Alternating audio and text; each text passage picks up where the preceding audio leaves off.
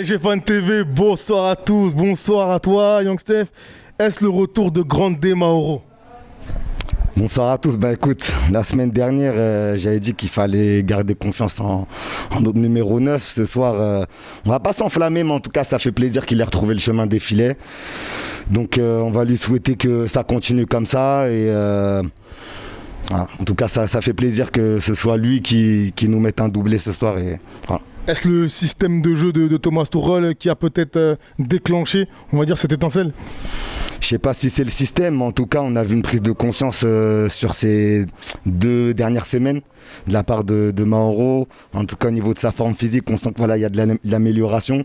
Comme je disais la semaine dernière, ça commence à ressembler au poids de forme d'un footballeur professionnel. Donc, on a vu ce soir, pareil, ses déplacements très intéressants. Et il essaye aussi d'apporter un maximum de courses. On sait que c'est pas celui qui a la meilleure endurance au Paris Saint-Germain, mais en tout cas on a vu un joueur qui s'est démené sur le front de l'attaque, qui essaie d'apporter des courses, qui essaie même des fois d'organiser le jeu sur des contre-attaques, regarder à droite à gauche qui sont les partenaires démarqués, donc chose qu'il faisait pas avant la saison dernière. En tout cas, pour parler d'avant, il se contentait d'attendre le ballon dans la surface et de la mettre au fond. Là, en tout cas, sur cette saison, ça faisait aussi partie des attentes qu'on avait concernant ce joueur, c'est de voir une palette un peu plus étoffée, de voir, si je puis dire, un attaquant complet. Et en tout cas, ce soir, au vu de certaines phases de jeu que j'ai vues de lui, ça en prend le chemin, quoi. D'accord. Ça va de mieux en mieux pour le Paris Saint-Germain qui remonte à la 7e place. Quelques recrues supplémentaires. Mais malgré cela, il y a toujours des joueurs un peu nouveaux à certains postes. Je pense notamment à ce latéral gauche, Bakker, donc qui enchaîne les matchs, manifestement. Que penses-tu de cela? Est-ce qu'on est renforcé? Est-ce qu'il va falloir encore recruter? Qu'en penses-tu?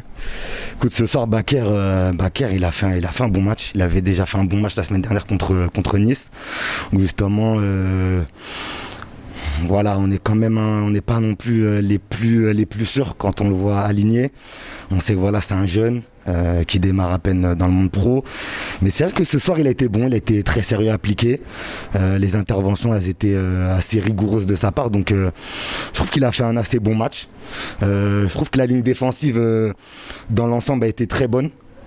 Florenzi, j'ai peut-être 2-3 petits bémols, notamment quand il a goûté la pelouse face à l'ailier de Reims, mais sinon au niveau de l'assise défensive elle était là, encore clean sheet pour Navas, donc mais pour revenir au Mercato, écoute, Mercato finit dans une semaine. Leonardo, je ne vois rien venir. Alors il y a eu du Icardi pour 50 millions, il y a eu du Rico que tu avais déjà dans un premier temps décidé de pas rappeler, tu l'as rappelé. Donc déjà ça c'est un choix chelou, sachant que Silva, Choupo, tu as voulu leur faire le même coup, mais ces deux-là ils t'ont dit non.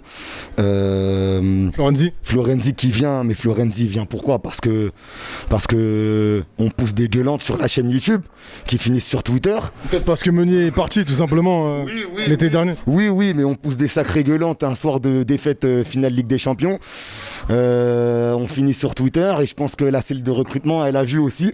Donc tu penses? Ouais, moi je pense.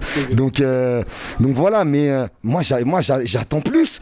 On nous parle de Bakayoko, de Jorginho, de... Il y a une nouvelle recrue quand même cette semaine. Il y a eu une recrue cette semaine, non? De Swailo Maïté au milieu de terrain, je ne vois rien venir. Prêt dans un premier temps. Option d'achat, par la suite, qu'est-ce qui se passe? Les caisses du club sont vides, l'émir Altani ne veut plus mettre d'argent, c'est quel délire? Faut nous expliquer. Normalement, le Paris Saint-Germain aujourd'hui est vice-champion d'Europe, doit miser sur une attractivité sans avoir plus à discuter avec les joueurs. Les joueurs doivent être attirés de venir chez nous, attirés de venir jouer avec Neymar, Mbappé, tu vois. C'est eux qui sont en figure de proue du projet. Donc moi je comprends pas pourquoi une semaine du mercato, vice-champion d'Europe nous sommes, on est toujours au point mort. Je ne vois rien venir. Je suis très inquiet. Je le dis, sincèrement, je suis très inquiet. Il est revenu l'année dernière, si c'était pour faire ça, franchement, je vais même pas finir ma phrase parce que j'ai pas envie d'être blessant. Parce que l'année dernière, qu'on se le dise, il prend 10 joueurs. Et pourquoi il prend 10 joueurs? Parce qu'on est à la rue. Numériquement, on est à la rue. Donc c'est la moindre des choses de prendre 10 joueurs. Mais là, cette année, on l'attend. Qui plus est, on est vice-champion d'Europe. Donc normalement, il faut que ça arrive. Il faut que ça vienne. Normalement, tu mets l'hameçon, ça doit mordre direct. Là, je comprends pas. Je ne comprends pas sincèrement. Donc voilà, et après pour revenir sur le match. On va finir. Ouais, pour revenir sur le match, écoute, ce soir, il y a eu du manque de sérieux. Dans l'ensemble, il y a eu du manque de sérieux. Il y a eu beaucoup de vendanges. Sarabia qui rentre, Sarabia qui est méconnaissable depuis le restart. Sincèrement, qu'on se le dise. Mbappé qui loupe des trucs de fou. Donc déjà, il loupait contre Manchester, Bayern. Donc aussi, il commence à louper contre le Stade de Reims. Il met 2 passes décisives ce soir quand même. Mais 2 passes décisives, des fois, il faut aussi regarder le contenu. Les stats, on peut tout leur faire dire. Donc moi ce soir, la première mi-temps, j'étais très satisfait.